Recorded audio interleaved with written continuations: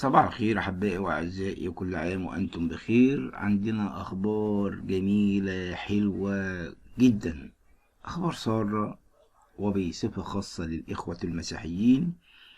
أول مسيحي يرأس المحكمة الدستورية العليا من هو؟ هو المستشار بولس فهمي. هذا المنصب اللي كان بينصبه المستشار عدلي منصور، اللي حكم البلاد بعد عزل مرسي وحل مجلس الشعب والشورى. أصدر الرئيس عبد الفتاح السيسي قرارا جمهوريا بتعيين المستشار بولس فهمي رئيسا للمحكمة الدستورية العليا اعتبارا من 9 فبراير الجاري. وتضمن القرار الجمهوري رقم 51 لسنة 22 تعيين المستشار بولس فهمي رئيسا للمحكمة الدستورية العليا بدرجة وزير، وذلك اعتبارا من 9 فبراير الجاري. المستشار بولس فهمي رئيسا للمحكمة الدستورية العليا الجديد هو رابع أقدم قضاة المحكمة حاليا، من مواليد أول يناير 1957، ويبلغ من العمر 65 عاما. عين بالنيابة العامة سنة 78، وتدرج في وظائفها حتى أصبح مستشارا بالاستئناف عام 1997، ثم رئيسا بالاستئناف عام 2001، وعين نائبا لرئيس المحكمة الدستورية العليا عام 2010، ثم خرج من تشكيلها بموجب دستور 2012 عائدا كرئيس لمحكمة استئناف القاهرة، ثم أعيد تعيينه نائبا لرئيس المحكمة الدستورية عام 2014. له العديد من المؤلفات والأبحاث، وسبق وأن عمل مستشارا فنيا لوزير العدل، ومساعدا للوزير لشؤون التنمية المالية والإدارية، ورئيسا لمحكمتي جنوب القاهرة وحلوان الابتدائيتين. قرار جمهوري.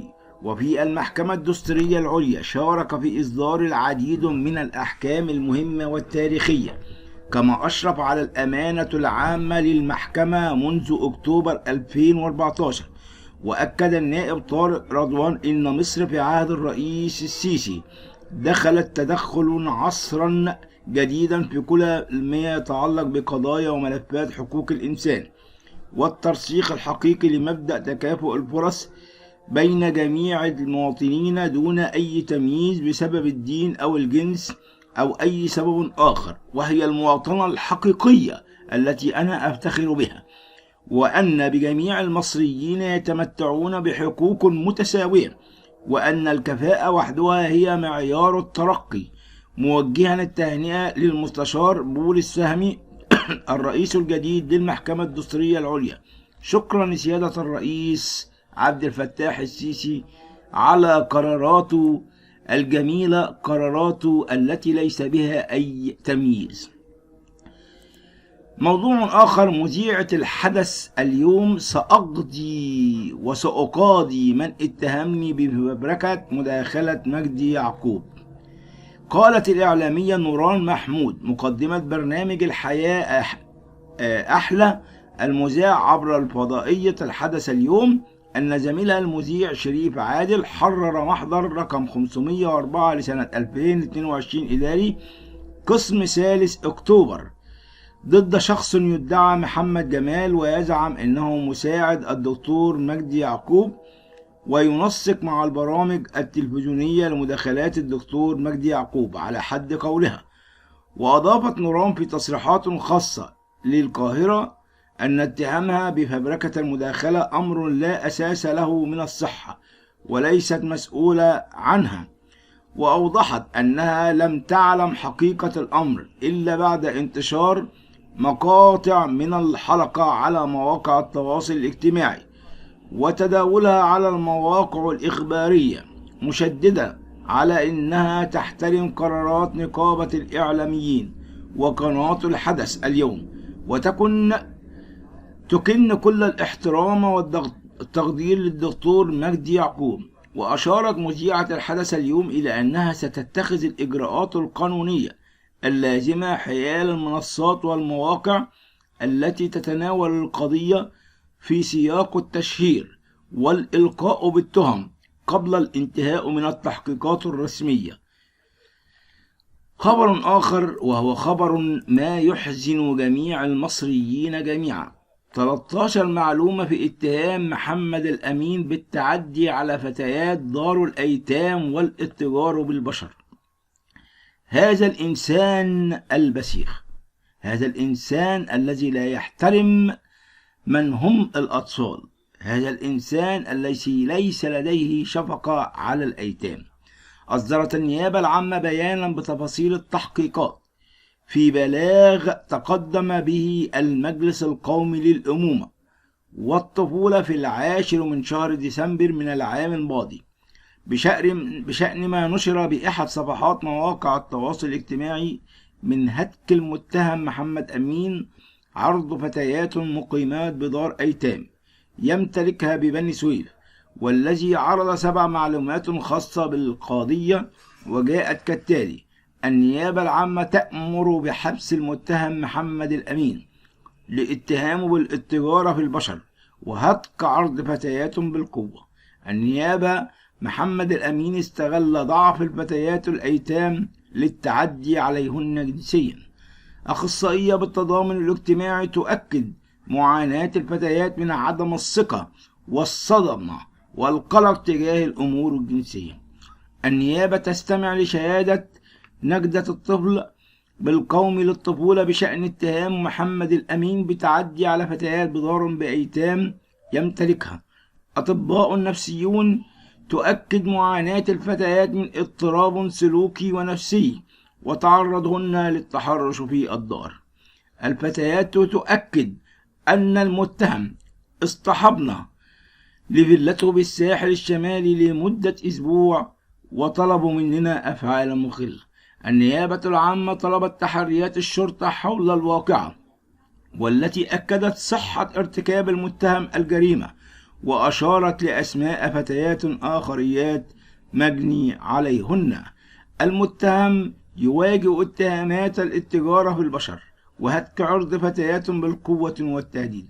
محمد الأمين هتك عرض 7 فتيات أطفال بدار أيتام بالقوة والتهديد.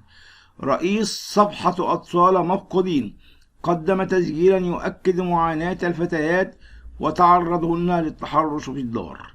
النيابة تحيل المتهم للمحاكمة الجنائية وتحدد جلسة الأحد المقبل لمحاكمة المتهم. النيابة تستند لأقوال 13 شاهدا وتقارير القومي للطفولة والبحث الاجتماعي. النيابة استندت في قرار الإحالة لتقارير الطب الشرعي والبحث الاجتماعي والأمومة والطفولة. وأنا عن نفسي وذاتي أشعر بالخجل حين أتحدث عن هذا الموضوع بالألفاظ المسيئة التي أساء بها إلى مصر هذا الشخص الدنيء الذي استغل يتامة الأطفال الأبرياء. حقا إنه إنسان بلا مشاعر بلا قلب، لا أقول بلا دين، لأنه شخص يعز علينا ديننا وهو الدين الذي هم إخوتنا المسلمين الذين يعزون علينا في هذه البلد القيمة التي يرأسها رئيسا حكيما الرئيس عبد الفتاح السيسي، ويرأسنا كمسيحيين البابا تودروس بابا بطريرك الكرازة المرقسية. وندعو من الله أن يجعل مصر دائما في العلو وفي النمو دائما وفي أعلى سمو دائما في بين جميع البلاد الدول العربية والدول الأوروبية. وندعو من الله أن يحفظنا في هذا اليوم المبارك. أحبائي وأعزائي، لكم مني كل الحب والتقدير، وسلام الرب يكون معكم، آمين. لا تنسوا اشتراككم في قناة الملكة والأمير. سلام، وأكمل معكم مواضيع أخرى وهو موضوع شيق آخر. صباح الخير أحبائي وأعزائي من قناتكم قناة الملكة والأمير. إشهار إسلام هالة صدقي بين الحقيقة والوهم. وتعالوا نشوف ليه اتقال الكلام دوت. في كاتب اسمه ماهر فريد بيتكلم عن فيلم التلميذ بمشاركة هالة صدقي وعبد العزيز مخيون.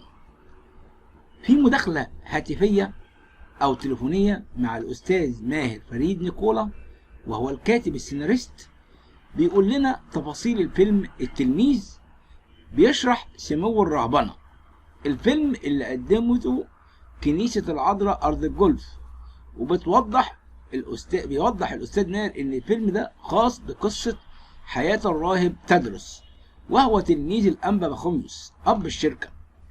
بيوضح لنا إن الفيلم ده بيتناول قصة حياة الأنبا تدرس تلميذ الأنبا بخوميوس أب الشركة، وتم كتابته في حدود 21 مرجع من مراجع تاريخية موثوق منها.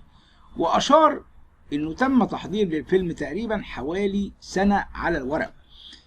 وبيقول إن مهندس الديكور إيفان أديب عمل ديكور جميل جدا، والمخرج جوزيف نبيل، وقال إن كل فريق العمل رسموا جيدا للفيلم على الورق. وأشار إن كنيسة العذراء بأرض الجولف لم تبخل بأي مبالغ مالية يحتاجها الفيلم للتجهيزات. وأضاف إن أول عرض للفيلم، وهو هيكون أول مارس في الكاتدرائية بحضور قداسة البابا. وزي ما قلت إن كنيسة العذراء بأرض الجولف ما بتبخلش بأي مبالغ مالية يحتاجها الفيلم. وأضاف إن أول عرض للفيلم هو هيكون في أول مارس في الكاتدرائية بحضور قداسة البابا تودروس الثاني، وعدد من الممثلين المشاركين في الفيلم. وبيوضح الفيلم التاريخي دوت حاجة مهمة جدا جدا، وفتح مساحة لأكثر من ممثل لنرى إبداعهم. ومن أهم الشخصيات المشاركة في الفيلم الفنانة هالة صدقي، والفنان عبد العزيز مخيون، والفنان محمد نجاتي، والفنان محمد علي رزق. من الميديا المسيحية الفنان عاصم سامي، والفنان أيمن أمير، والفنان مجدي فوزي، ورأفت فوزي، واستفان منير، وناجي سعد، وأسامة شاكر، وجرجس فوزي، وأمير تدرس. وفي سياق متصل قال لنا الكاتب ماهر فريد إن الفيلم بيتناول حياة الشركة، وما هي حياة الشركة عبارة عن إيه، وبيتناول الأمور التاريخية. والفيلم ده عبارة عن موضوع تاريخي، وبيتناول الفيلم العذارى الراهبات، لأن شقيقة الأنبا أنطونيوس بنت بيت للعذارى الراهبات في إسنا. وعن سبب تسمية الفيلم التلميذ هو سمو الرهبنة، حيث بيأكد ماهر إننا بنوضح إن التلميذ الراهب مكانه الدير، وإن الأنبا تدرس مرتبط بالأنبا بخوميوس. ودي ده حاجة يعني رائعة. كمان طب ليه هالة صدقي، أو قالوا إن هالة صدقي أشهرت إسلامها؟ هنكمل كواليس إشهار إسلام هالة صدقي، وعن فيلم التلميذ والنجوم الكبار الذين شاركوا في العمل.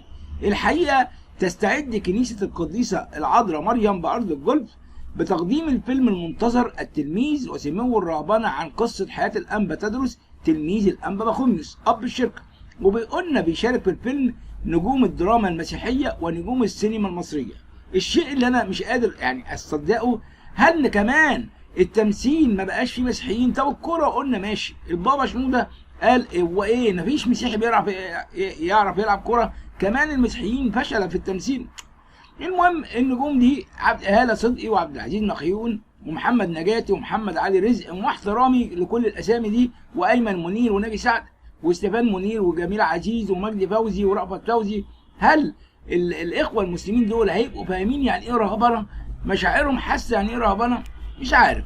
المهم عشان معرفه معلومات اكتر عن الفيلم، وسبب قلنا اختيار اسمه هو سمو الرهبنه، وتواصلنا مع الكاتب فريد وقال لنا في نص صريح كده، حكى الكاتب والسيناريست فريد قائلا: لقد استندت لكتابة سيناريو وحوار الفيلم لما يقرب من 21 مرجع حتى تظهر هذه القصة للنور.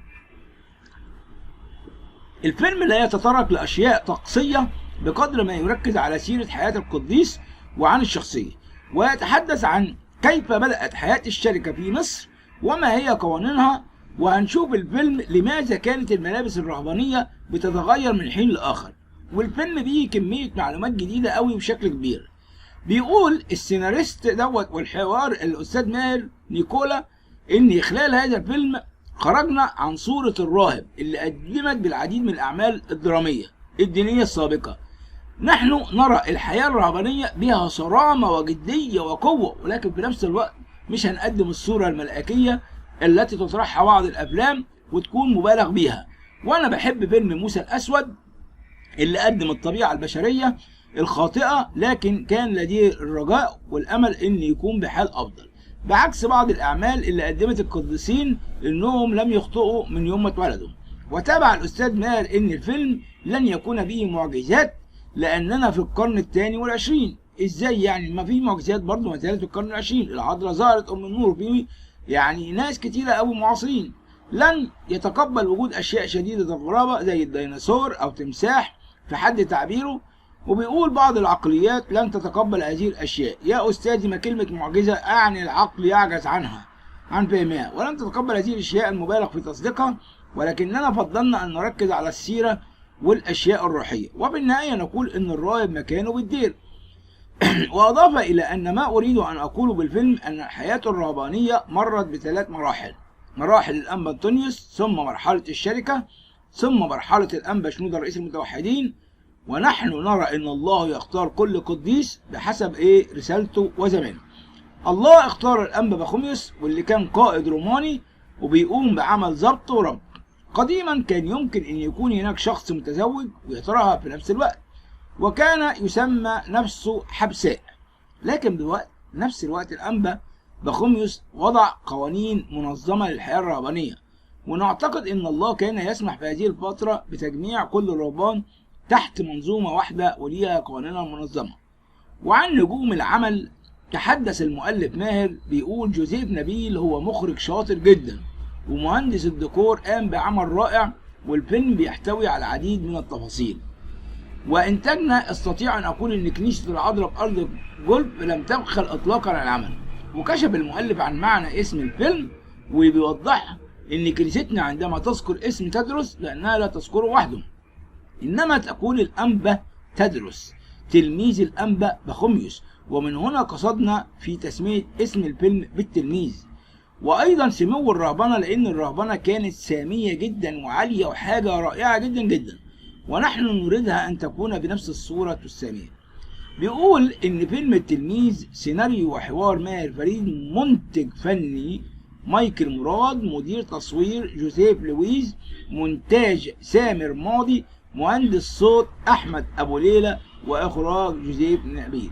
عايز أعرف رأيكم هل فعلا يحق للمسلم أن يقوم بتمثيل الأفلام المسيحية؟